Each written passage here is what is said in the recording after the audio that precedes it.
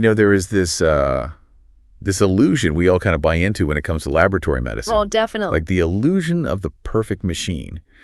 You load a tube of blood onto an automated track, the analyzer hums, a laser flashes, and out pops a perfectly precise number on a screen. Right, like it's infallible. Yeah. Glucose, 98, potassium, 4.2. It feels absolute. I mean, it feels like pure mathematics. Well, it's a comforting illusion, right? We crave that binary certainty. We just want the machine to give us the answer so the physician can make the diagnosis. Right. But when you actually peel back the chassis of that analyzer, when you look at the biochemistry happening in the reaction cuvette, that illusion just shatters. You aren't looking at clean mathematics. Not at all. You're looking at chaos. I mean, you're looking at enzymes degrading by the second, at cellular piñatas bursting and spilling their guts, at these microscopic, ferocious tugs of war between hormones that are desperately trying to keep the human body in equilibrium. It's a biological battlefield. Exactly. Clinical chemistry isn't a pristine spreadsheet. And if you don't know exactly what is happening in that tube before the laser even hits it, that perfect number on the screen is, well, it's nothing but a beautiful lie. So welcome to a comprehensive deep dive into your review materials. I love that framing because that battlefield is exactly what we are navigating today. Our mission today is highly specific, and the stakes are incredibly high. You, our listener, are sitting down to take the ASCP MLS Board of Certification exam. And we are specifically targeting the chemistry section today. Yeah, and this isn't a minor part of the test. I mean, this makes up a massive chunk of your score, 17 to 22% of the total exam. You are facing 100 questions, and the format is CAIT. Which is computer adaptive testing. Right. Which is, frankly, a ruthless testing format. The algorithm actually adapts to your performance in real time. If you get a question right, the software doesn't pat you on the back. No, it immediately serves up a harder question. Exactly. It actively probes your mind looking for your weakest conceptual link. It's hunting for what you don't know. So we've taken your specific review notes, your diagrams, your cheat sheets, and we've extracted only the highest yield, must-know clinical patterns. Let's establish the ground rules for how we are going to approach this material, because we are not going to sit here and read a textbook to you. No, please no. Rote memorization will completely fail you on a C exam. When you are sitting in that testing center staring at the screen, the exam is almost never going to ask you to simply recite an isolated fact. It's going to give you a patient scenario. Right. It'll offer you distractors that look incredibly plausible. It will actively try to trick you. So we're here to build your clinical pattern recognition. We want you to understand the physiological why behind every single lab value. Because if you understand the mechanism, you can sidestep any trap the exam sets for you. Exactly. So I'm going to be your proxy today. I'm going to be asking the questions, pushing back when things get confusing, and trying to untangle these biochemical knots right alongside you. Because if I can't understand it, we aren't moving on. Sounds perfect. We're going to follow the physiological journey of a sample. We have to start at the moment the needle enters the vein, because if the collection is flawed, the entire diagnostic process is poisoned. Absolutely poisoned. From there, we'll track the body's energy pathways, how it handles glucose and packages lipids. Then we'll look at the structural proteins and the tissue enzymes that leak out when organs are damaged. Finally, we'll hit the complex regulatory systems, so acid-base balance and endocrinology. It is a dense review, but every single concept connects to the next. So let's start at the very beginning, the pre-analytical phase, the moment the blood leaves the body. Okay, the pre-analytical phase. The exam loves testing this because, frankly, this is where human error causes the most havoc. Before you can measure a chemical, you have to trap it in a tube. Right. And the notes heavily emphasize the differences between the tube additives. We have the classic red top tube, which yields serum, versus the heparin tube, which gives us plasma. Let's break down that fundamental difference first. Serum versus plasma. It is a critical distinction. You see, blood naturally wants to clot. If you draw blood into a plain glass or a plastic red top tube with absolutely no additives, the coagulation cascade immediately kicks off. Right. The platelets activate, fibrinogen converts into a solid fibrin web, and you get a clot. Now, once that clot is fully formed, which usually takes about 30 to 60 minutes, you spin the tube in a centrifuge. And the heavy clot pulls down to the bottom. Exactly. And the clear liquid left on top is your serum. But waiting 30 to 60 minutes is a luxury you don't always have. I mean, if a patient is crashing in the ER, the doctor needs their potassium level right now. Exactly. And that is why we use anticoagulant tubes to get plasma. An anticoagulant stops the clotting process dead. You can draw the blood, immediately spin it down without waiting, and the clear liquid on top is plasma. Okay, so for clinical chemistry, the gold standard anticoagulant is heparin. But this is where I want to push back a little. Go for it. Why heparin? There are plenty of other anticoagulants in the phlebotomy cart.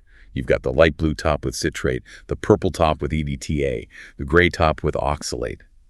Why are those virtually banned from the general chemistry analyzer while heparin is the hero? To understand that, you have to look at the mechanism of how these chemicals stop blood from clotting. Think of the coagulation cascade as this intricate machine with dozens of moving gears. Oh.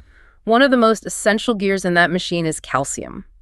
Without free ionized calcium in the blood, the clotting cascade physically cannot proceed. It just stops. It just stops. So oxalate, EDTA, and citrate are all chelators. Chelators, meaning they bind things up. Right. There are essentially chemical sponges that aggressively seek out and bind every single molecule of calcium in the sample.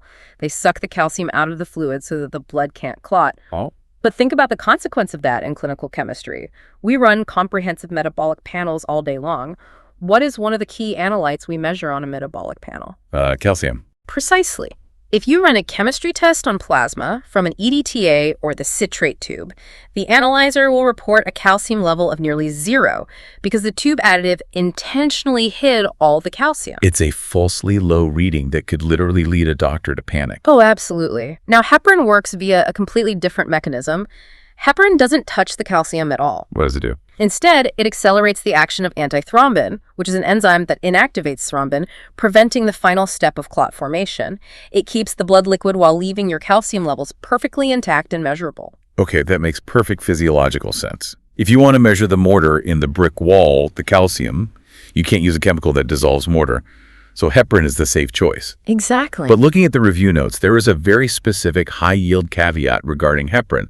The notes say heparin on ice, specifically for ammonia and blood gases. Why the ice? What is happening in that tube at room temperature that makes ice mandatory? This goes back to our opening thought about the blood still being alive. When you draw a tube of blood, you haven't paused time. The red blood cells, the white blood cells, the platelets, they're a living cell suspended in fluid, and living cells metabolize. They're essentially trapped in a sealed submarine, breathing the air and eating the rations. That is a perfect analogy. Inside that sealed tube, the cells are consuming the available oxygen. They are producing carbon dioxide as a waste product. Because carbon dioxide acts as an acid in the blood, the pH of the sample is actively dropping by the minute. So if you just leave a blood gas syringe sitting on the counter at room temperature for an hour, the lab results will show profound hypoxia and respiratory acidosis. Yes, but it's not the patient who is hypoxic and acidic. It's the tube of blood. The submarine ran out of air. Exactly. And the same active metabolism ruins ammonia testing. As the sample sits at room temperature, the proteins and amino acids in the blood naturally begin to deaminate. They break down, and that degradation produces ammonia. So the longer the tube sits, the higher the ammonia climbs. Right. So how do we stop this? How do we freeze the submarine? We literally freeze it. We plunge the heparin tube into an ice slurry. By dropping the temperature drastically, you slow the cellular metabolism down to a crawl. The cells stop consuming oxygen, they stop producing CO2, and the enzymes that break down proteins into ammonia go completely dormant. You are preserving the in vivo state, what the blood looked like inside the patient's body, so the analyzer can get an accurate measurement. That is a massive board concept. Yeah. Heparin for plasma, ice to stop the biological clock. Let's move to the next tube in the rack, the gray top tube. The notes specify that the gray top contains sodium fluoride. What's the mission of this tube? The gray top is our dedicated anti-glycolysis tube. We just talked about cells in the tube consuming oxygen. Well, they also need fuel. Right. The red blood cells will greedily consume the glucose dissolved in the plasma for energy. If a sample sits at room temperature, the living cells will eat the glucose, causing the glucose concentration in the tube to drop by about 10 milligrams per deciliter every single hour. That's huge. Yeah. I mean, if a patient's true glucose is 100 and the tube sits in a courier lockbox for 3 hours, the lab is going to report a 70. The doctor might actually think the patient is hypoglycemic. Exactly. And that's where sodium fluoride comes to the rescue. Fluoride is a potent metabolic poison specifically for the glycolytic pathway. It binds to magnesium, which is a required cofactor for the enzyme enolase. Enolase. Right. Without enolase, glycolysis physically cannot happen. The red blood cells are locked out of the pantry. The glucose level is stabilized for up to 24 hours. But here is where the exam is waiting in the weeds for you. There is a massive, highly tested trap regarding the gray top tube. The notes put this in bold capital letters, not for BN. Never! You can never use a gray top sodium fluoride tube for a blood urea nitrogen test. Walk me through the biochemistry of this trap. Why does preserving the glucose ruin the BUN? To understand the trap, you have to know how the lab analyzer actually measures BUN. We don't measure the urea molecule directly. Instead, the chemistry analyzer uses an enzymatic reaction. The testing reagent contains an enzyme called urease. Urease. So it breaks down urea. Correct. The analyzer mixes the patient's plasma with the urease enzyme. The urease attacks the urea, breaking it down into ammonia and carbon dioxide, which causes a color change that the machine can read. The amount of color equals the amount of BUN. Okay, so far so good. Now, introduce sodium fluoride from the gray top tube into that reaction cuvette. Fluoride doesn't just inhibit the enolase in the red blood cells, it also violently inhibits the urease enzyme in our testing reagent. Oh, so the fluoride poisons the test itself. Precisely. The analyzer tries to run the reaction, but the fluoride destroys the urease. No urea is broken down, no color change happens, and the machine reports a BUN of 0, or something impossibly low. Wow. The exam will give you a scenario where a tech accidentally runs a comprehensive panel from a gray top tube, and they'll ask you which analyte is falsely decreased. The answer is BUN. That is incredible. The additive designed to protect one test completely sabotages another. Let's talk about another sabotage scenario. The EDTA tube. Yeah, we usually associate EDTA with hematology, the purple top tube we use for complete blood counts, because it preserves cell morphology so beautifully. But human error happens. It always does. Sometimes a nurse drawing a difficult patient might finally get a few drops of blood into a purple top, realize they also need a chemistry panel, and pour the blood from the purple top into the red chemistry tube. Or the phlebotomist draws the tubes in the wrong order, and the needle carries a tiny drop of EDTA over into the chemistry tube. What happens to our perfect machine then? Total catastrophic diagnostic disaster. And the board exam absolutely expects you to recognize the biochemical fingerprint of EDTA contamination. Let's look at the actual chemical formulation of EDTA in those tubes. It isn't just pure EDTA. It is manufactured as a salt, typically potassium EDTA or sodium EDTA. Wait, potassium EDTA, meaning the liquid droplet inside the tube is physically packed with artificial potassium. Exactly. It's loaded with incredibly high concentrations of potassium. If even a microscopic drop of that EDTA fluid gets carried over into your chemistry sample, your analyzer is going to read that artificial potassium. Oh, no. The lab results will show a potassium level that is incompatible with human life, maybe an 8.5 or a 9.0. And what else happens? Because we already established that EDTA is a chelator. Right. So while the potassium skyrockets, the EDTA is simultaneously acting like a sponge, sucking up all the calcium and all the magnesium in the sample. So the classic triad, the absolute biochemical fingerprint of EDTA contamination on a chemistry panel is this: sky-high potassium, profoundly low calcium, and profoundly low magnesium. I can see the exam question now. Patient in the ER, sitting up, chatting, eating a sandwich. Lab results show potassium 9.2, calcium 2.1. What is the next best step? Oh. And the distractor answers will be things like administer FeVe calcium or call a code. But the real answer is reject the specimen and redraw. Treat the patient, not the lab value. If the numbers are incompatible with a conscious, breathing human, you have a pre-analytical error. Okay, we are going to move to the single most tested pre-analytical error on the entire chemistry board exam: hemolysis, the bursting of the red blood cell. We have an incredible mnemonic in the notes for this: KLAMP, help clamp the leak. KLAMP. Let's break this down. I love your earlier analogy of the piñata. It is exactly what a red blood cell is. It is a biological bag stuffed with specific intracellular components. The body works very hard to maintain a gradient where certain chemicals are kept in massive concentrations inside the cell and very low concentrations in the plasma outside. Yeah, okay. When a phlebotomist uses a needle that's too small or pulls the plunger back too violently, the sheer mechanical force rips the red blood cell membranes apart. The piñata bursts open. All of those highly concentrated intracellular chemicals flood into the plasma that we are trying to test. Let's unpack the KLNMP mnemonic. These are the analytes that will be falsely elevated when you spin down the tube and see that the plasma is cherry red instead of pale yellow. What is the K? K is the chemical symbol for potassium. The cellular membrane has a pump, the sodium-potassium pump, that works tirelessly, burning ATP to shovel sodium out of the cell and stuff potassium inside. So potassium is mostly inside the cell. Yes, potassium is the primary intracellular cation. So when the membrane ruptures, all that hoarded potassium floods out into the plasma. A hemolyzed sample will always show a falsely elevated potassium. If there is one fact you remember from this section, it must be that hemolysis ruins the potassium result. The L in KLMMP stands for lactate dehydrogenase, or LD. LD is an enzyme that is heavily concentrated inside red blood cells, playing a role in their metabolism. When the cells lyse, LD shoots through the roof. The A stands for aldolase, and the notes also mention acid phosphatase, or ACP, goes up as well, both enzymes. Correct. Both are heavily present inside the red cells. The M in KLMP is magnesium. Similar to potassium, magnesium is primarily an intracellular ion. It lives inside the cell. Cell bursts, magnesium floods the plasma. And finally, the P is for phosphates, or PO4. Yes, phosphates are released as well.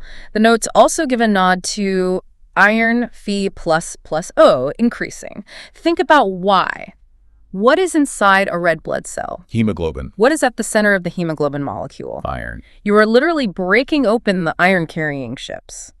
But your core focus must be the KLMP mnemonic: potassium, LD, aldolase, magnesium, phosphates. So if I'm looking at a board question and it subtly mentions the serum appeared slightly reddish or the specimen was noted to be pink, all the alarms in my head need to go off. I can't trust the potassium. I can't trust the magnesium. Exactly. The visual cue of a pink or red serum is the exam's way of telling you that the KLMP analytes are compromised. All right, let's put this into practice. Well, listeners, I'm going to pose a couple of clinical scenarios based on what we just covered. Think about how you would answer before the expert breaks it down. First scenario. You are a tech on the night shift. An ER nurse brings you a blood sample for an emergent ammonia level. It's in a green top heparin tube, but she's holding it warmly in her bare hand. What is your immediate concern? The concern is that the cellular metabolism has been running at full speed since the blood was drawn. The proteins have been degrading, generating excess ammonia. You have to reject that sample because it was not transported on ice. The result would be falsely elevated, potentially leading to a misdiagnosis of hepatic encephalopathy. Scenario 2. You run a comprehensive metabolic panel. The results flash on the screen. Potassium is 8.8, calcium is 1.2, magnesium is critically low. The serum looks perfectly clear, pale yellow, no hemolysis. What is the cause? This is the classic EDTA contamination triad. Someone poured a purple top into a red top or contaminated the needle during the draw. The high potassium is the additive itself, and the low calcium and magnesium are the result of the EDTA aggressively chelating those ions. Phenomenal. That covers specimen handling. We've protected the integrity of the sample. Now let's look at what the body is actually doing with the chemicals inside that sample. We're transitioning to carbohydrates and glucose. This is an incredibly high-yield area. Diabetes mellitus is one of the most prevalent diseases globally, which means it is heavily represented on the board exam. You have to understand the hormonal regulation of glucose at a deep physiological level. It is a constant, delicate tug of war. The notes present this tug of war visually, and it is strikingly lopsided. On one side of the rope, pulling the blood glucose level down, we have exactly one hormone. Just one. Insulin. It is the body's sole hypoglycemic hormone. Insulin is manufactured and secreted by the beta cells of the islets of Langerhans in the pancreas. Think of insulin as the ultimate keymaster. The keymaster. When you eat a meal and glucose floods into your bloodstream, that glucose cannot enter your muscle or fat cells on its own. It is locked out. Insulin binds to the cellular receptors and unlocks the doors, allowing glucose to rush out of the blood and into the cells to be used for energy. Because the glucose is leaving the blood, the serum glucose level drops. So insulin is the lone brake pedal for blood sugar. But on the other side of the rope, pulling glucose levels UP, we have an entire army of counter-regulatory hormones. And the mnemonic from the notes for the team that increases glucose is GAGCHET. GAGCHET. These are the gas pedals. If the blood sugar drops too low, the brain starves. So the body evolved multiple redundant systems to ensure glucose levels can always be first back up in an emergency. GAGCHET represents that army. Let's go through the GAGCHET roster. The first G is glucagon. Glucagon is the direct antagonist to insulin. It's produced by the alpha cells of the pancreas. When blood sugar drops, glucagon is released and travels to the liver. It tells the liver, hey, take all that stored glycogen you've been hoarding, chop it up, and dump the raw glucose into the blood. The A is ACTH, adrenocorticotropic hormone, released from the anterior pituitary. It's an insulin antagonist. The second G is growth hormone, also from the anterior pituitary. The notes specifically point out that patients with acromegaly who produce excess growth hormone often suffer from hyperglycemia. Right. Growth hormone actively decreases the entry of glucose into the cells. It pushes back against insulin. If you have a pituitary tumor pumping out growth hormone, your blood sugar is going to run high. Moving to the Shet half of the mnemonic, C is cortisol, the classic stress hormone from the adrenal cortex. Cortisol is fascinating. It stimulates a process called gluconeogenesis, literally the creation of new glucose. Cortisol commands the liver to take non-carbohydrate materials, like amino acids from proteins, and forcibly convert them into glucose to fuel the body during prolonged stress. The H is human placental lactogen. This feels like a huge board correlation. It absolutely is. HPL is produced by the placenta during pregnancy. Its job is to induce a mild state of insulin resistance in the mother. Why? Because the growing fetus needs a massive, steady supply of glucose. By making the mother's cells slightly resistant to her own insulin, HPL ensures that more glucose remains in the maternal bloodstream, available to cross the placenta to the baby. But if the mother's pancreas can't compensate by producing extra insulin to overcome this resistance, she develops gestational diabetes. That is such an elegant explanation. The baby is essentially hijacking the mother's glucose supply. Okay, E is epinephrine, produced by the adrenal medulla, the fight-or-flight hormone. If you step out into the street and a bus is coming at you, you need explosive, instantaneous energy to sprint back to the curb. Epinephrine dumps massive amounts of glucose into the blood by stimulating rapid glycogen breakdown. And finally, T is T3 and T4, the thyroid hormones, which also stimulate glycogen breakdown and increase intestinal absorption of glucose. So look at the diagnostic power of the GAG-CHET mnemonic. The board exam might not ask you a straightforward question about diabetes. They might give you a patient with a pheochromocytoma, a tumor of the adrenal medulla pumping out epinephrine, or a patient with Cushing's syndrome pumping out cortisol. Oh, and they will ask you what secondary laboratory finding you expect to see. Exactly. Because you know GAG-CHET, you know that excess epinephrine or cortisol means excess glucose. You immediately look for the hyperglycemia answer. That is pattern recognition at its finest. Now, what happens when the one guy pulling the rope down insulin completely gives up? This brings us to a fantastic visual from the notes. Fido the diabetic dog. This is our mnemonic for the clinical picture of absolute insulin deficiency, like in type 1 diabetes. Fido is tired, he has polyuria, extreme thirst, extreme hunger, weight loss, and poor wound healing. Walk me through Fido's physiology. Why is he starving when his blood is full of sugar?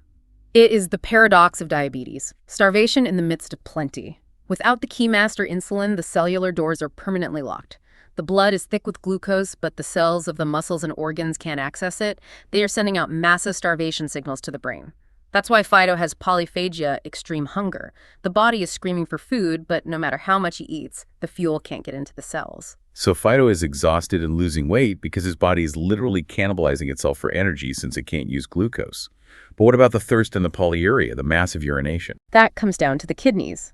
As the glucose in the blood climbs to 300, 400, 500 milligrams per deciliter, it overwhelms the kidney's ability to reabsorb it. Glucose starts spilling into the urine. Now, glucose is an osmotically active particle. It acts like a magnet for water. Right. As the glucose flows down the renal tubules into the bladder, it drags massive amounts of water out of the blood with it. This is osmotic diuresis. The patient pees out liters and liters of fluid, which makes them profoundly dehydrated, leading to polydipsia, the extreme thirst. And the notes point out the critical laboratory profile of Fido. Diabetic acidosis. We see low sodium, high potassium, low chloride, and positive ketones in the blood and urine. Let's explore that metabolic chaos. Why ketones? Because the cells can't burn glucose, the liver shifts into overdrive, burning massive amounts of fat for energy. The byproduct of burning fat at that extreme rate is the production of keto acids, ketones. These are highly acidic. They flood the blood, driving the pH down into life-threatening metabolic acidosis. And what about the electrolytes? Why the high potassium and low sodium? The low sodium is tied to that osmotic diuresis. The kidneys are flushing out massive amounts of water, and sodium gets washed out with it. The high potassium is a complex shift. As the blood becomes acidic, the body tries to buffer the acid by shoving hydrogen ions into the cells. But to maintain electrical neutrality, for every positively charged hydrogen ion pushed into the cell, a positively charged potassium ion gets kicked out into the blood. Wow. Furthermore, insulin normally helps drive potassium into cells. Without insulin, potassium pools in the bloodstream, so the lab profile is classic. Soaring glucose, soaring potassium, dropping sodium, dropping pH, and positive ketones. That is diabetic ketoacidosis. That brings us to the actual diagnostic cutoffs. If Fido walks into a clinic, how do we definitively label him as diabetic? The numbers here are absolute must-knows for the exam. You cannot sit for the boards without these etched into your memory. Let's start with the standard fasting plasma glucose, or FPG.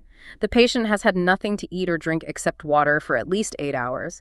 The cutoff for a perfectly normal, healthy fasting glucose is strictly less than 100 milligrams per deciliter. Less than 100 is normal. What is the prediabetes gray zone? Prediabetes, clinically referred to as impaired fasting glucose, is an FPG between 100 and 125 milligrams per deciliter. The body is starting to struggle with insulin resistance, but it hasn't completely failed. And the threshold for a definitive diabetes mellitus diagnosis? A fasting plasma glucose of 126 milligrams per deciliter or greater. Remember, 126 is the magic number. But the exam might try to assess your knowledge of the other diagnostic criteria.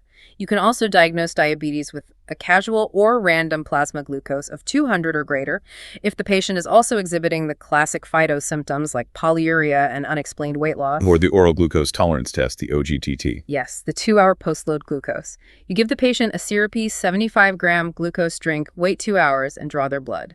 If the glucose is 200 or greater, they are diabetic. Okay, so 126 fasting, or 200 random, or OGTT. Got it. Now, diagnosing the disease is step 1. Step 2 is monitoring it for the rest of the patient's life. And the exam loves to test your ability to match the monitoring test to the correct time frame of control.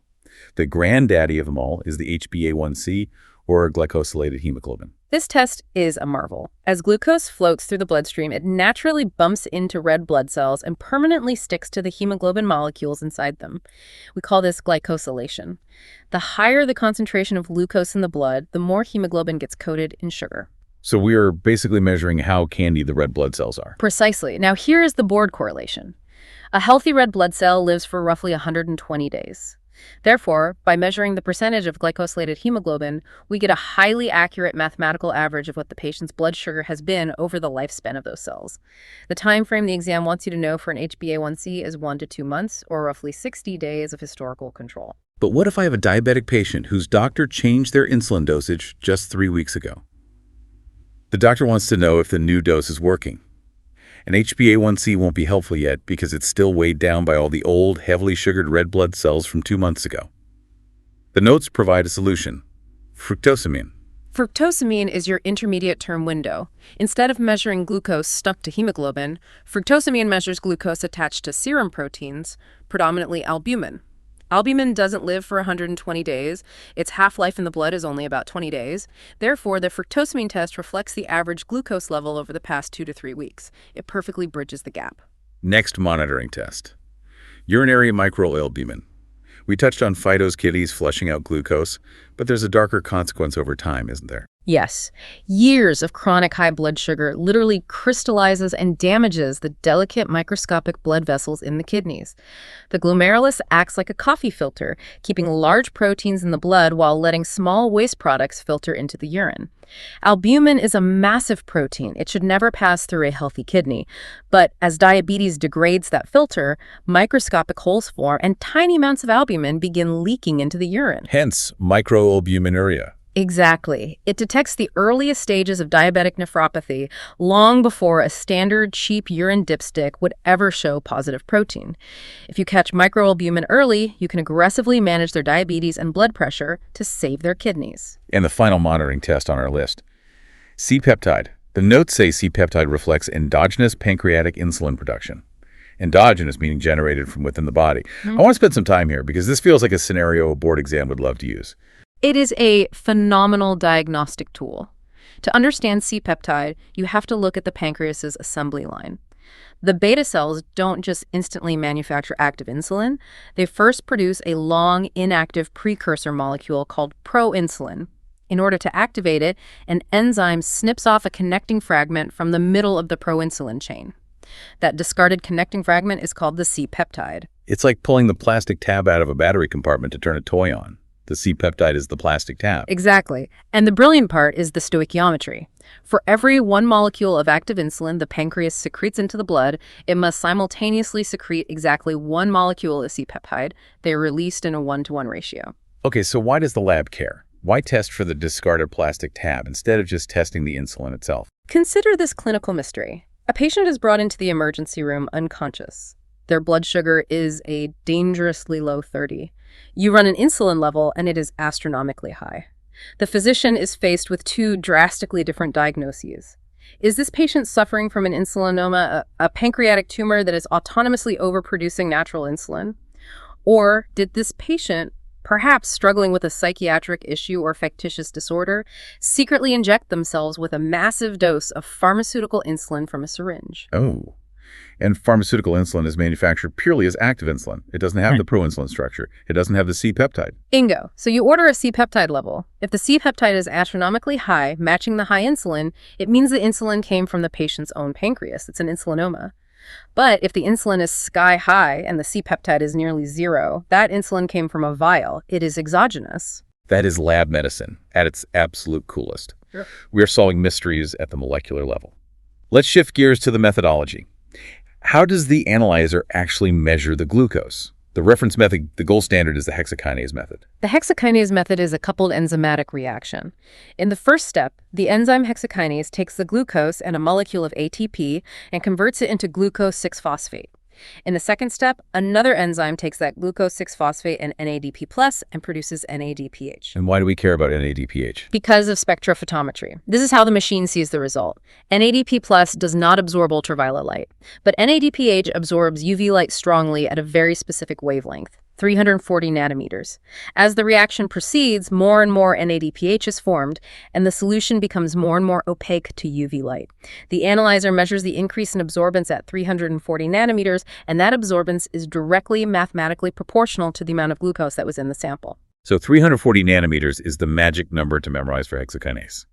What about the other method, glucose oxidase? The notes say this is primarily used on urine dipsticks, and there's a notorious interference we need to flag.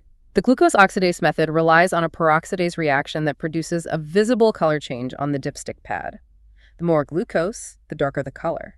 However, this color change relies on an oxidation step. If a patient is taking massive doses of vitamin C ascorbic acid, that introduces a problem.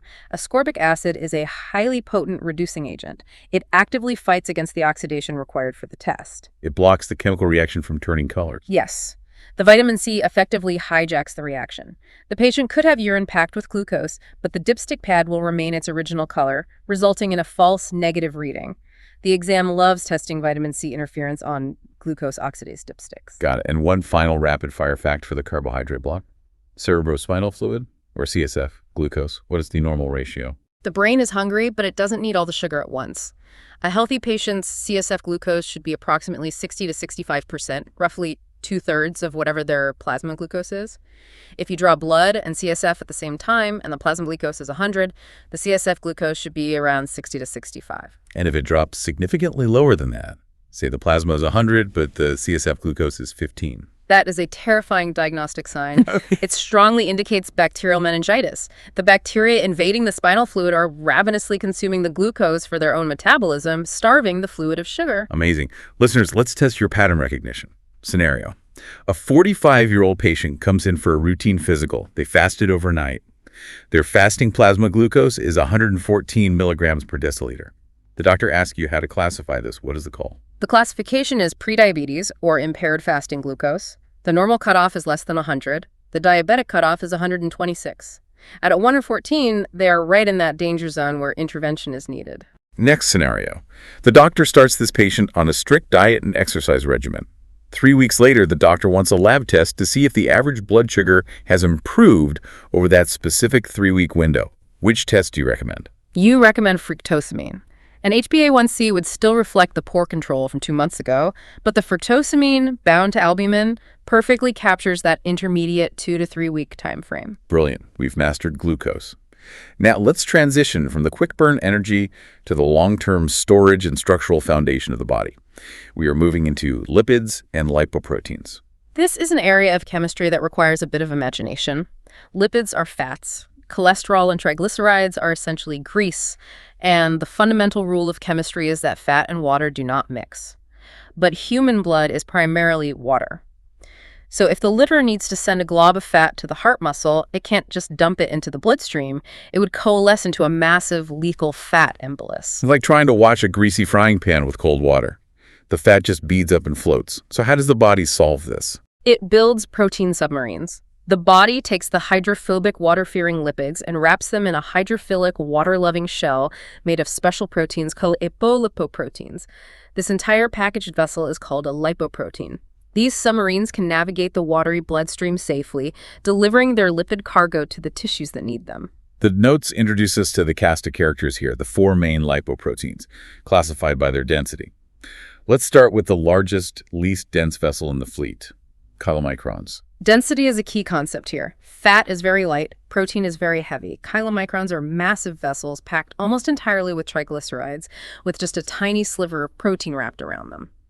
Because they are mostly fat, they are incredibly buoyant. Their specific job is to transport exogenous triglycerides. Exogenous meaning from the outside, from the diet. Exactly. When you eat a heavy, greasy meal, like a double cheeseburger, your intestines package that dietary fat into chylomicrons and release them into circulation. Here is the visual board correlation. If you draw blood from a patient shortly after they've eaten a fatty meal, the sheer volume of chylomicrons in the plasma scatters the light. The serum will look milky, cloudy, or turbid. And if you take that tube and stick it in the refrigerator overnight? Because chylomicrons are so light and full of fat, they literally float to the surface. Just like cream rising to the top of unhomogenized milk, you will see a distinct, thick, creamy layer sitting on top of the clear serum. Next in the fleet is VLDL. Very low-density lipoprotein. VLDL is slightly smaller and denser than a chylomicron, but still primarily carries triglycerides. However, VLDL carries endogenous triglycerides. Endogenous meaning generated from within. When your liver synthesizes its own fat during periods of fasting, it packages it into VLDL to send out to the body's tissues for energy. Then we get to the cholesterol carriers. The notes have a fantastic mnemonic here. Let's talk about LDL, or low-density lipoprotein. The mnemonic is, L is for lethal, or bad beta. LDL is the primary vessel responsible for bringing cholesterol to the peripheral cells. It is loaded with cholesterol. We call it lethal or bad beta because if your body has too much LDL in circulation, these submarines crash into the walls of your arteries. They dump their cholesterol cargo into the endothelial lining, forming atherosclerotic plaques, which eventually lead to heart attacks and strokes. On a protein electrophoresis gel, LDL migrates in the Bayer region, which is where the bad beta name comes from. And the hero of the cardiovascular story is HDL, high-density lipoprotein. The mnemonic is H is for helpful, or hooray alpha. HDL is the heaviest, densest lipoprotein because it contains the highest ratio of protein to fat. HDL acts like the fleet's garbage truck. It travels out to the peripheral tissues, docks with the cells, and actively extracts excess, dangerous cholesterol. It picks up the trash and transports it away from the arteries, back to the liver where it can be broken down into bile and excreted. High levels of HDL actively protect you against heart disease. It migrates in the alpha region on a gel, hence, hooray alpha. To get an accurate picture of a patient's lipid profile, specimen handling is famously strict. The notes say a 12-hour fast is strictly required. Why so long? It goes back to the chylomicrons. It takes the body hours to clear the chylomicrons from the blood after a meal. If a patient eats breakfast and you draw their blood 2 hours later, the serum will be turbid with chylomicrons, and the triglyceride measurement will be wildly falsely elevated. A 12-hour fast ensures the exogenous dietary fat has been completely cleared, allowing you to measure the baseline endogenous lipid production. This brings us to the math. The Friedewald formula. This is a non-negotiable calculation. You will almost certainly have to use this on the exam. In a standard lipid panel, the analyzer directly measures total cholesterol, HDL, and triglycerides using chemical reagents. But we usually don't measure the LDL directly. We calculate it. And the Friedewald equation allows us to do that. The formula is LDL equals total cholesterol minus HDL minus the result of triglycerides divided by 5. Let me make sure I understand the logic of this formula, because memorizing a formula is dangerous if you don't know why it works. Total cholesterol is essentially the sum of the cholesterol inside HDL, LDL, and VLDL. We know the total from the machine. We know the HDL from the machine. But what is this triglycerides divided by 5 business? That is the clever part of the equation. We assume that in a fasting state, the mass of triglycerides in the blood is carried almost entirely by VLDL. And through clinical observation, we know that the ratio of triglycerides to cholesterol inside a VLDL particle is roughly 5:1. So, by taking the total triglyceride number and dividing it by 5, you get a highly accurate mathematical estimate of the VLDL cholesterol. Oh, so the formula is just simple subtraction. Total cholesterol minus the HDL minus the VLDL as estimate leaves you with whatever's left over, which has to be the LDL. Exactly. Total minus HDL minus VLDL equals LDL. Okay, let's run a practice calculation for the listeners. You run a fasting lipid panel. The analyzer gives you these direct results. Total cholesterol is 220, HDL is 40, triglycerides are 150. Calculate the LDL. Let's follow the steps. First, calculate the VLDL estimate. Take the triglycerides, which is 150, and divide by 5. That gives us 30. Now we take the total cholesterol of 220 and subtract the HDL of 40. We are at 180. Finally, subtract that VLDL estimate of 30. 180 minus 30 is 150. The patient's calculated LDL is 150. But, and this is a massive but, there is a trap here that the boards use to fail people every single year. You cannot blindly apply this formula to every patient. The notes scream this at us. The Friedewald method is invalid if triglycerides are greater than 400 milligrams per deciliter. Why does the math suddenly break at 400? Think about what a triglyceride level of over 400 means.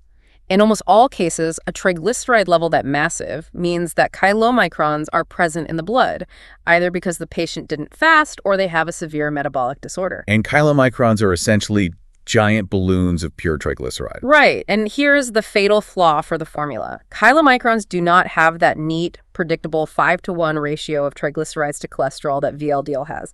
They are packed with triglycerides but carry almost no cholesterol. If you take a massive triglyceride number driven by chylomicrons and divide it by 5, you are going to grossly, artificially overestimate the VLDL cholesterol. Which means when you subtract that inflated VLDL number from the total, your resulting LDL will look falsely low. You might tell a patient their LDL is perfectly healthy when in reality they are at high risk for a heart attack. Precisely. The mathematical assumption is broken. So if the exam gives you a patient with triglycerides of 450 and asks you for the LDL, well, you can't give a number. The answers cannot be calculated. Perform a direct LDL assay. Do not fall for the trap. Look at the triglycerides first before you ever touch the calculator. Okay, listeners, let's review. Scenario. A lipid panel shows total cholesterol 300, HDL 50, and triglycerides 500. Calculate the LDL. You should immediately stop. Triglycerides are 500, which is greater than the 400 cutoff. The Friedewald equation is invalid. Perfect. We've built the energy profile with carbohydrates and lipids. Now let's look at the actual structural building blocks of the body. We are moving into proteins and electrophoresis. We have to be able to measure total protein in the serum. The notes list 2 main methods, K-Delol and Biuret. Let's start with the classic reference method, K-Dol. The K-Delol method is a fascinating piece of chemical history. It doesn't actually measure the protein molecules directly. Instead, it measures nitrogen. Proteins are unique among the major macromolecules because their amino acid backbones are packed with nitrogen. The K-Dol method uses intense acid digestion, literally boiling the serum in concentrated sulfuric acid to break down all the proteins and convert their nitrogen into ammonium ions, which are then measured by titration. But we don't do that in a modern, high-throughput hospital lab, do we? Boiling acid seems a bit intense for a stat metabolic panel. No, we don't. It is strictly a historical reference method used for validation. In routine daily practice, almost every automated analyzer in the world uses the Biuret reaction. Let's unpack the Biuret principle, because the exam will want the mechanism. The Biuret reagent contains copper ions in a highly alkaline solution. These copper ions are specifically looking for a very particular chemical structure, the peptide bond. A peptide bond is the chemical link that chains individual amino acids together to form a long protein strand. It's the string that holds the pearl necklace together. Exactly. When the copper ions in the region encounter these peptide bonds, they bind to them, forming a complex that shifts the color of the solution to a deep purple. The critical board fact is the minimum requirement for this reaction to occur. The copper ion must interact with at least 2 or more peptide bonds to form the colored complex. Free single amino acids will not react.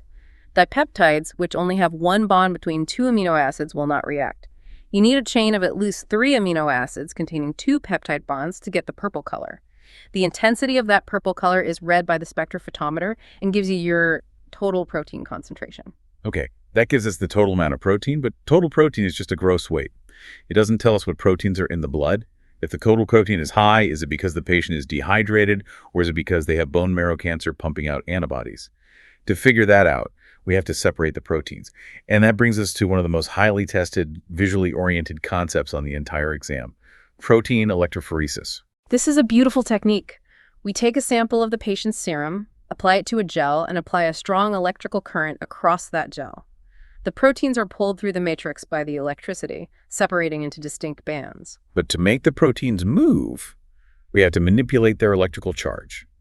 The notes boldly specify that the buffer used for this electrophoresis is set to a pH of exactly 8.6. Why is 8.6 the magic number? This goes deep into protein biochemistry. Every protein has an isoelectric point, specific pH at which it has an exactly neutral charge, 0 net charge. For the vast majority of serum proteins, their isoelectric point is slightly acidic, somewhere between pH 4 and 6. Okay, so if you put a protein in a solution matching its isoelectric point, it won't move in an electrical field because it has no charge. Right. But by submerging the gel in a buffer with a strongly alkaline pH of 8.6, we are placing these proteins in an environment that is far more basic than their isoelectric points. Yeah. In an alkaline environment, proteins act as weak acids. They give up hydrogen ions. When they lose positively charged hydrogen ions, the proteins take on a net negative charge. And in an electrical field, opposites attract. Precisely. Because all the serum proteins are now negatively charged, when you turn the power on, they all flee from the negative cathode and race toward the positive anode. It's a race to the positive pole. And the proteins separate into 5 major bands based on their size and how strong their negative charge is. The migration order from the fastest winner of the race down to the slowest is albumin, alpha 1, alpha 2, beta, and gamma. And we have an incredible, somewhat goofy mnemonic to remember who wins the race. Albumin is attracted to Andy Anno because of his positive attitude. It's goofy, but it works flawlessly on the exam. Let's look at why albumin wins the race so easily. Albumin is a physically small, low molecular weight protein. More importantly, at pH 8.6, its specific amino acid structure gives it an incredibly strong, dense negative charge. It is small, aerodynamic, and highly attracted to the positive anode. It rockets through the gel faster than any other protein fraction. And the losers of the race, the gamma globulins. The gamma globulins are our immunoglobulins, our antibodies. Think of IgG or IgM. These are massive, bulky, Y-shaped proteins. And at pH 8.6, they only hold a very weak negative charge. They are heavy and barely motivated by the electrical field. They barely move from the starting line, remaining clustered near the negative cathode. Okay, so we run the gel, we stain it, and we use a densitometer to graph the bands into peaks and valleys. The exam is going to show you pictures of these densitometry graphs, and you have to instantly diagnose the patient based on the shape of the curve. Let's go through the 4 classic disease patterns from the notes. First, active cirrhosis. The hallmark visual is the beta-gamma bridge. Walk me through what causes this bridge. In a healthy patient's graph, there is a distinct deep valley between the beta peak and the gamma peak. They are clearly separated. But in active, severe cirrhosis, the liver is failing. The architecture of the liver is turning to scar tissue. One of the liver's jobs is to clear certain types of antibodies from the blood, specifically IgA, which is a mucosal antibody. When the liver fails, IgA builds up in the blood. And where does IgA migrate on the gel? It migrates right in that space, right in the valley between the beta and gamma regions. Simultaneously, because the liver isn't filtering properly, the systemic immune system is chronically stimulated, causing a broad polyclonal increase in all the other gamma globulins. The combination of the IgA filling in the valley and the broad gamma elevation causes the 2 peaks to merge into one continuous sloped mound. The valley disappears. That is your beta-gamma bridge, the absolute fingerprint of cirrhosis. Next pattern, monoclonal gammopathy. This is perhaps the most dramatic-looking graph. It is unmistakable. You will see a normal or perhaps slightly decreased albumin peak, but when you look at the gamma region, which is normally a wide, gentle, rolling hill of various antibodies, you see a massive, needle-sharp, towering spike. We call it an M spike. What causes a single spike like that? It signifies a cancerous clone. In diseases like multiple myeloma, a single rogue plasma cell in the bone marrow turns malignant. It begins to clone itself uncontrollably. Because it is a clone, every single one of those millions of cancer cells is manufacturing the exact same identical antibody molecule. Since they are identical, they all have the exact same size and charge, meaning they all migrate to the exact same millimeter on the gel, piling up on top of each other to form that sharp M spike. That makes perfect sense. Third pattern, nephrotic syndrome. In nephrotic syndrome, the filtration membrane in the kidneys is severely compromised. The glomerulus is leaking massive amounts of protein into the urine. Now, remember albumin. It is small. Because it's small, it slips through the damaged kidney filter easily and is flushed down the drain. So on the electrophoresis graph, the massive albumin peak absolutely plummets. But the body doesn't just accept losing all that protein, right? No. The liver senses the massive drop in protein and osmotic pressure, and it panics. It starts frantically manufacturing any protein it can to compensate. But it specifically ramps up production of the massive proteins that are too physically large to fit through the damaged kidney filter. One of those is alpha-2 macroglobulin. It is huge. It stays in the blood and accumulates to massive levels, so the visual pattern for nephrotic syndrome is a dramatic drop in albumin, paired with a towering spike in the alpha-2 region. The albumin down, alpha-2 up. Last pattern, hypogammaglobulinemia. This is the simplest one. Hypo meaning low. Gamma meaning antibodies. The patient has a severe immunodeficiency, either genetic or acquired. They simply aren't manufacturing antibodies. When you look at the graph, the gamma region will be essentially a flat line. These patterns are so logical when you attach the physiology to them. Now let's zoom in on a few specific clinical proteins beyond just their electrophoretic band. We know albumin regulates osmotic pressure and drops in liver and kidney disease. But what about alpha-1 fetoprotein, or AFP? The notes highlight two very specific uses for this. AFP is a crucial biomarker. In adult males or non-pregnant females, a highly elevated AFP is a tumor marker strongly associated with hepatocellular carcinoma liver cancer. However, the board exam almost exclusively tests AFP in the context of maternal serum screening during pregnancy. The fetal development marker. Yes. AFP is a major protein produced by the fetal liver. It crosses the placenta and can be measured in the mother's blood. If the maternal serum AFP is significantly abnormally elevated, it is a strong indicator of a neural tube defect in the fetus, such as spina bifida or anencephaly. The developing neural tube fails to close properly, leaving an open wound, and the fetal AFP physically leaks out of that opening into the amniotic fluid and then absorbs into the mother's bloodstream. So a leak causes the high AFP. What if the AFP is profoundly decreased? A significantly decreased maternal AFP is part of the screening profile, indicating an increased risk for Down syndrome, or trisomy 21. The classic board association is up for spina bifida, down for Downs. Next specific protein, ceruloplasmin. Ceruloplasmin is an alpha-2 globulin. Its primary physiological role is to act as the transport protein for copper in the bloodstream. Copper is a highly reactive heavy metal. You can't just have it floating around free. Ceruloplasmin binds it up and carries it safely. The major board tie-in here is Wilson's disease. What happens in Wilson's? Wilson's disease is an autosomal recessive genetic defect. The patient's liver cannot properly incorporate copper into the ceruloplasmin molecule, nor can it excrete excess copper into the bile. Because of this defect, the actual blood level of ceruloplasmin is deeply decreased.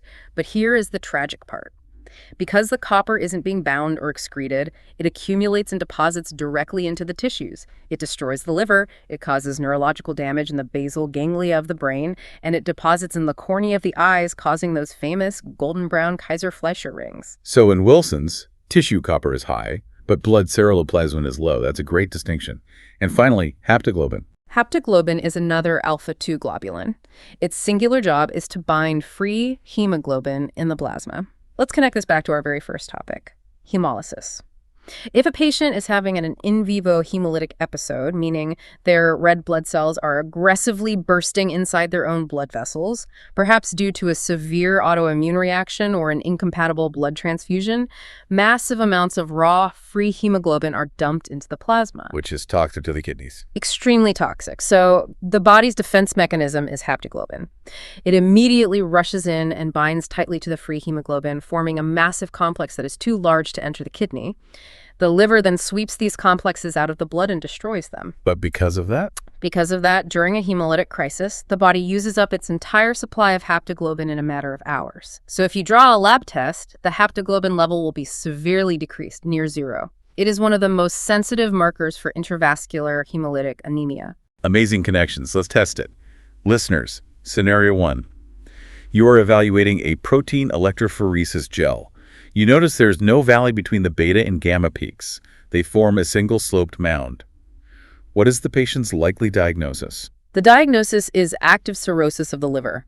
The failing liver can't clear IgA, which fills in the gap, creating the beta-gamma bridge. Scenario 2. A patient presents with neurological tremors and golden brown rings around their corneas. Which specific serum protein do you expect to be profoundly decreased? You would expect decreased ceruloplasmin. The symptoms point to Wilson's disease, meaning copper is depositing in the tissues rather than being safely bound to ceruloplasmin in the blood. Perfect. Let's keep moving through the tissues. We are entering enzymes, the tissue detectives. This is where we play clinical CSI. When organs get damaged by disease, toxins, or lack of oxygen, their cells undergo necrosis. They break open, and they leak their specific internal enzymes into the bloodstream. By figuring out exactly which enzymes are elevated, we can trace the damage back to the specific organ. But before we identify the specific enzymes, we must understand how the chemistry analyzer actually measures them. This is a vital concept. The notes emphasize zero-order kinetics. When we measure an enzyme in the laboratory, we almost never measure its physical mass or concentration. We don't weigh it. We measure its activity. We measure how fast it can catalyze a reaction. Okay, I want to explore this because kinetics can be confusing. Why can't we just measure the mass? Because enzymes are present in the blood in such vanishingly tiny microscopic concentrations that trying to measure their physical mass is incredibly difficult. But because they are catalysts, a single enzyme molecule can convert thousands of substrate molecules in a matter of seconds. Their activity is loud, even if their physical presence is small. So, to measure an enzyme, we put the patient's serum into a cuvette and we add substrate. The enzyme attacks the substrate, producing a product that changes color. We measure the speed of that color change. But the notes specifically say we must achieve zero-order kinetics. What does that mean in practical terms? Let's use an analogy. Imagine an assembly line. The enzymes in the patient's serum are the factory workers. The substrate we add from our reagent bottle is the pile of raw materials. We want to measure exactly how many workers are on the line by seeing how fast they can assemble the product. If we only give them a small pile of raw materials, they're going to finish the pile quickly and then stand around doing nothing. The assembly line slows down, not because we lack workers, but because they ran out of parts. Which would cause the analyzer to underestimate the number of workers. It would give a falsely low enzyme result. Exactly. So to achieve zero-order kinetics, we must flood the assembly line with a massive, overwhelming, infinite excess of raw materials, the substrate. The workers must be practically drowning in parts. In that state, the speed of the assembly line is entirely 100% dependent on exactly how many workers there are. The substrate concentration is no longer a limiting factor. The reaction rate is dependent only on the enzyme concentration.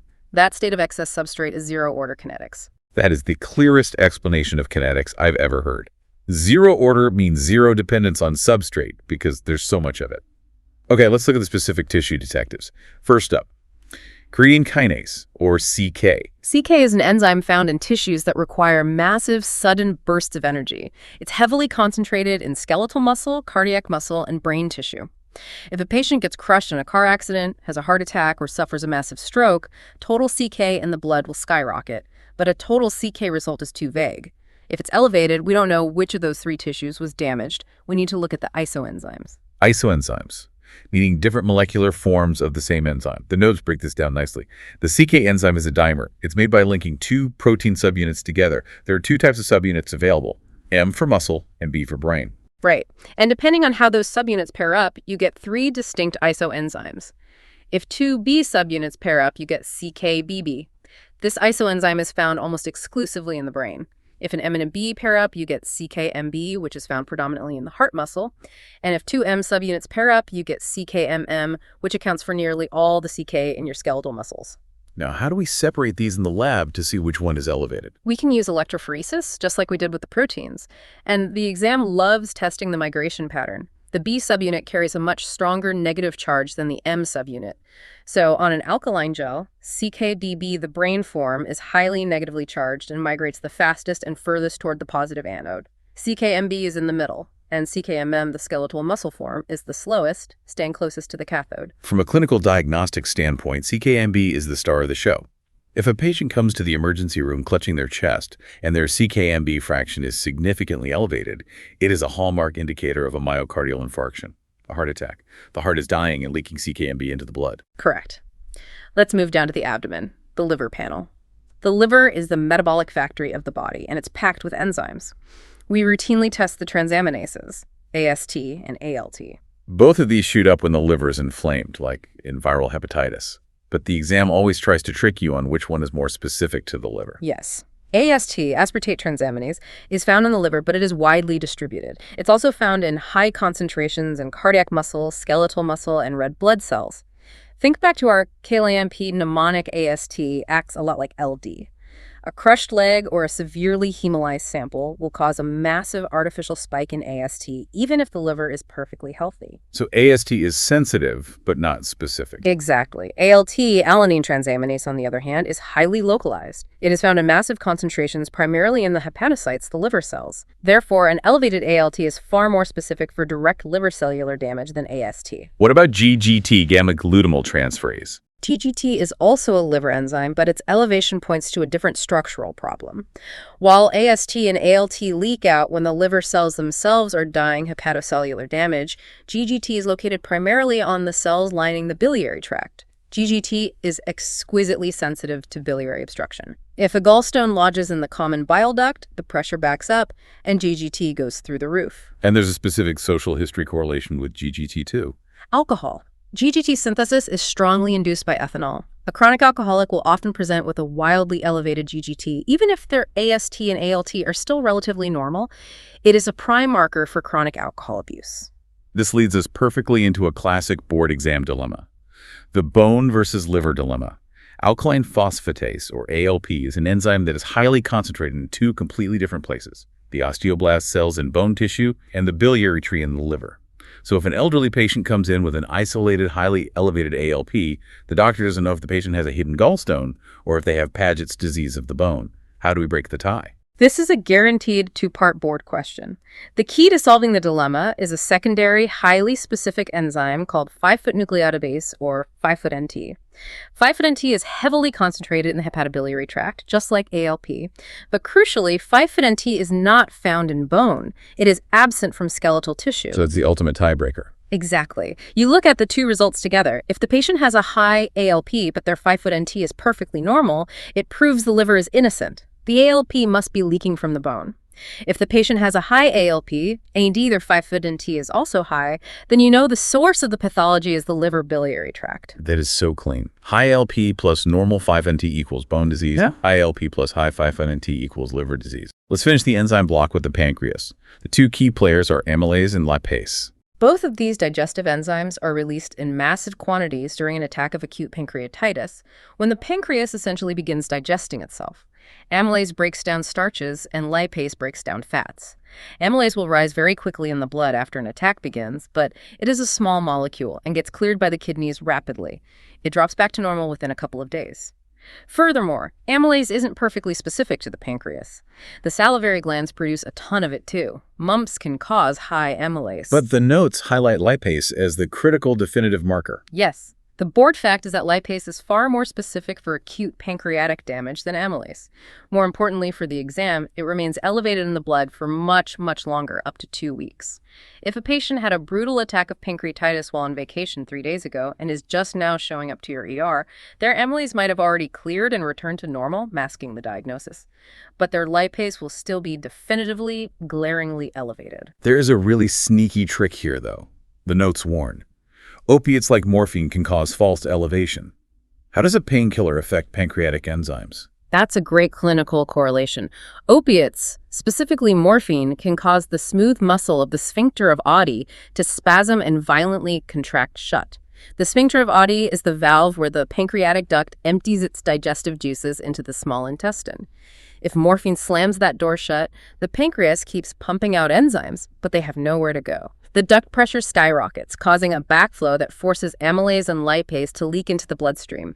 It mimics the lab results of pancreatitis, but it's just a drug-induced plumbing backup. That is exactly the kind of trap the CAT software will throw at you. All right, listeners, let's test the tissue detectives. Scenario 1. A patient's lab report shows an elevated ALP. The physician orders a 5-foot NT level, and the result is completely normal.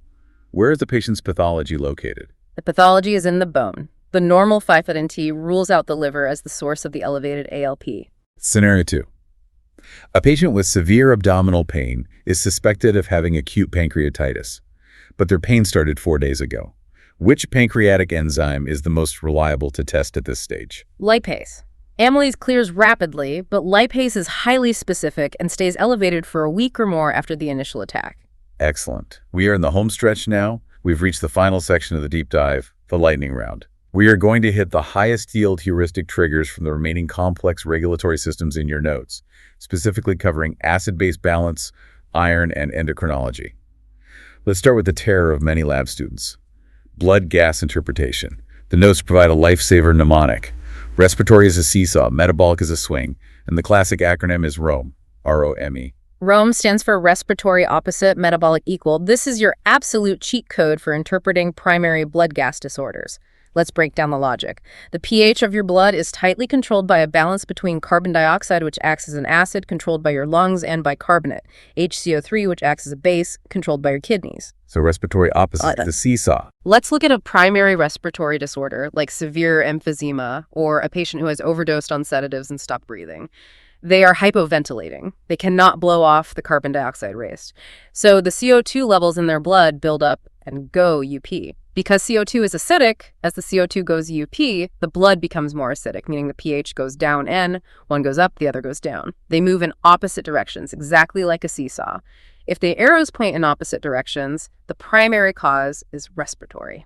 And what about metabolic equal, the swing? In a metabolic disorder, the primary issue is with the bicarbonate buffer, the HCO3. Let's say a patient is suffering from severe diarrhea, actively losing massive amounts of bicarbonate from their gut. Their blood HCO3 goes down. Because they are losing their alkaline buffer, their blood becomes acidic, so their pH also goes down. The pH and the HCO3 move in the exact same direction, swinging together. Same direction equals metabolic. That simplifies it so much. If you see a blood gas where pH is low and CO2 is high, opposite directions means respiratory acidosis. If pH is low and HCO3 is low, same direction means metabolic acidosis. Let's move to the iron and bilirubin triggers. The notes specify what the TIBC test actually measures. TIBC stands for total iron binding capacity. The board exam wants to make sure you know that TIBC does not measure iron itself. It is an indirect measurement of transferrin. Transferrin is the specific protein carrier that ferries iron through the blood. Think of transferrin as an empty taxicab. TIBC measures the total number of empty seats in the fleet. So how does that help us diagnose iron deficiency? The body is smart. If a patient is bleeding slowly and their iron stores become depleted, the liver senses the starvation. It frantically starts manufacturing and releasing thousands of empty transferrin taxis into the blood, hoping to catch any stray iron molecule that might float by. Because there are so many empty taxis, the total iron binding capacity goes UP. In iron deficiency anemia, serum iron is low, but TIBC is high. Next trigger, bilirubin. The notes mention a blanket heuristic for liver dysfunction. Liver dysfunction causes all bilirubin fractions to increase. Yes. Bilirubin processing is a pipeline. Red blood cells die and release unconjugated bilirubin, which is insoluble. The liver takes it, conjugates it to make it water-soluble, and excretes it into the bile duct. If the liver cells are dying from hepatitis, they can't conjugate the incoming raw material, so unconjugated bilirubin backs up into the blood. But simultaneously, the inflamed liver cells swell, pinching off the tiny bile ductules, preventing whatever bilirubin did manage to get conjugated from draining. So the conjugated fraction backs up too. A failing liver means the entire pipeline is wrecked and both fractions spill into the plasma. Let's finish the lightning round with endocrinology. Understanding the axis command chain is vital. It's not just about one gland doing one thing. The endocrine system operates on a strict three-tier military hierarchy. The hypothalamus in the brain is the general. It senses the environment and gives the initial instruction by releasing a releasing hormone. The pituitary gland, sitting just below it, is the lieutenant. It receives the general's order, amplifies it, and sends out a stimulating hormone into the systemic blood. Finally, the end organ, like the thyroid or the adrenal gland, is the soldier in the field. It receives the stimulating hormone and produces the actual final hormone that does the work. And the boards will test your ability to look at lab values and figure out exactly which rank in the chain of command went rogue. For example, the renin-angiotensin-aldosterone system, which is the body's primary mechanism for defending blood pressure. Walk us through that specific chain. This is a cascade you must know cold. When the specialized cells in the kidneys sense that the blood pressure has dropped dangerously low, they release an enzyme called renin into the blood. Renin is the spark. It finds a large inactive protein floating in the blood called angiotensinogen, and it cleaves it, converting it into angiotensin I. But angiotensin I doesn't do much yet, right? Correct. It's a weak precursor. Angiotensin I floats through the venous system until it reaches the microscopic capillaries of the lungs. There, an enzyme called ACE, angiotensin converting enzyme, strikes it, converting it into angiotensin II. Angiotensin II is an incredibly potent vasoconstrictor. It clamps down the blood vessels, forcing the pressure up. But it also sends a signal down the chain to the adrenal glands. Yes, angiotensin II triggers the adrenal cortex to release the hormone aldosterone. Aldosterone acts as the final soldier. It travels back to the kidneys and orders them to aggressively reabsorb sodium. And the golden rule of renal physiology is that water always follows sodium. The kidneys hold on to water, the blood volume increases, and the blood pressure is restored. The sequence is rigid. Renin converts angiotensinogen to angiotensin I, which becomes angiotensin II in the lungs, which triggers aldosterone from the adrenals. And our final point on the outline, non-protein nitrogens. We discussed BUN earlier with the fluoride trap, but let's connect urea and ammonia functionally. They are two sides of the same metabolic coin. When you digest a steak, your body breaks the proteins down into amino acids. When the body uses those amino acids, the leftover waste product is pure ammonia, which is highly neurotoxic.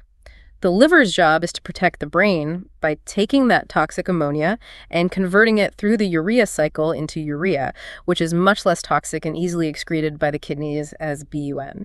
So if the liver fails... If the liver fails, the conversion stops.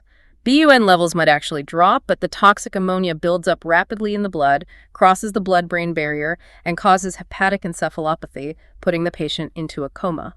And that, amazingly, brings us to the end of the review outline. We've gone from the moment the needle enters the vein, protected the sample from glycolysis and hemolysis, tracked the glucose tug-of-war, packaged the lipids, separated the proteins, traced the leaking enzymes, and balanced the pH. And crucially, we didn't just read the list, we explored the physiology. Because when you sit down for that SIAT exam, and this won't save you, the underlying logic will. Which brings us to our final thought. The exam tests your ability to spot errors. But let's look at the bigger picture of what you were actually doing in the laboratory. We started this deep dive talking about the illusion of the automated machine, the analyzer humming, the lasers flashing. It's easy to become complacent, to let the machine do the thinking. Exactly. Artificial intelligence and advanced robotics are taking over more and more of the physical labor in the lab. The machines are getting faster and more precise. But here is the provocative truth. An analyzer is fundamentally blind. It doesn't know that the nurse drew the blood from an IV line running saline. It doesn't know that the phlebotomist poured a purple top into a red top. The machine will happily measure the artificial potassium from the EDTA additive and spit out a critical value of 9.2 with absolute mathematical confidence. It will confidently report a lie. Yes. The ultimate defense against diagnostic catastrophe isn't a better machine. It's you.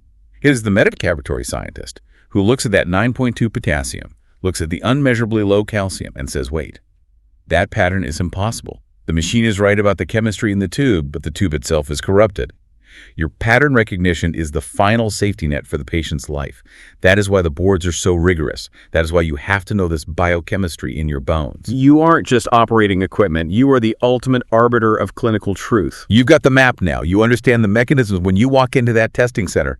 Trust your knowledge. You're going to crush this ASCP exam. We've got your back. Good luck out there. Answer: sodium fluoride, gray top, because fluoride inhibits urease. Answer: 2. A severely hemolyzed sample will cause a false elevation in which of the following? Answer: potassium, K+, LD, aldolase, magnesium, and phosphorus. Remember KLAMP answer. 3. What is the normal reference range for fasting plasma glucose, FPG? Answer: 100 mg/dL. Answer: 4. Which test is best for evaluating intermediate-term diabetic control over the past 2-3 weeks? Answer: fructosamine. Answer: 5. Which hormone is the only one that decreases serum glucose? Answer: insulin. Answer: 6. A non-fasting lipid specimen is placed in the refrigerator and develops a turbid top layer. What is causing this? Answer: chylomicrons. 7. Calculate the LDL cholesterol for a patient with Total chol, 220, HDL equal 40, triglycerides equals 150. Answer. Albumin. Answer. 9. A protein electrophoresis at pH 8.6. Which protein migrates fastest toward the anode? Answer. Albumin. Answer.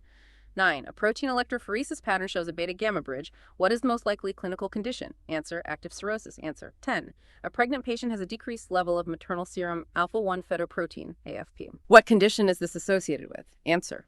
Down syndrome. Answer. 11. Which enzyme is elevated in biliary obstruction cirrhosis and often rises after alcohol intake? Answer. Gamma-glutamyl transferase, GGT. Answer. 12. A patient has markedly elevated alkaline phosphatase, ALP. What secondary test proves the source is the liver and not the bone? Answer. An elevated 5' nucleotidase, 5'NT. Answer. 13. Which cardiac muscle enzyme subunit migrates furthest toward the anode on electrophoresis? Answer. CKBB brain. Answer. 14. What is the fundamental principle of the Biuret reaction for total protein? Answer. It measures the presence of 2 or more peptide bonds forming a purple complex. Answer. 15. According to the acid-base heuristic, respiratory is a seesaw. What happens to pH and CO2 in a primary respiratory disorder? Answer. They move in opposite directions. For example, if CO2 goes up, pH goes down. T. Specimen hemolysis analytes falsely elevated when a cell bursts. K potassium, LLD, A, aldolase ACP, M magnesium, P phosphorus. Gag sheet carbohydrates, hormones that increase glucose, glucagon, ACTH, growth hormone cortisol, human placenta lactogen, epinephrine, T3, T4. Fido the diabetic dog, diabetes, diagnosis, symptoms, labs of low insulin, tired, polyuria, thirst, weight loss, high glucose cholesterol, diabetic acidosis, low Na, high K, low Cl plus ketones. Fido the diabetic dog, diabetes, diagnosis, symptoms, labs of low insulin. Hooray, alpha, bad. Beta, lipoproteins, HDL is helpful, alpha, LDL is lethal, beta. Fido the diabetic dog, diabetes, diagnosis, symptoms, labs of low insulin. Abialbumin and anti-anode. Protein electrophoresis, abialbumin is attracted to anti-anode because of its positive attitude. Albumin has the most negative charge and moves fastest to the positive anode.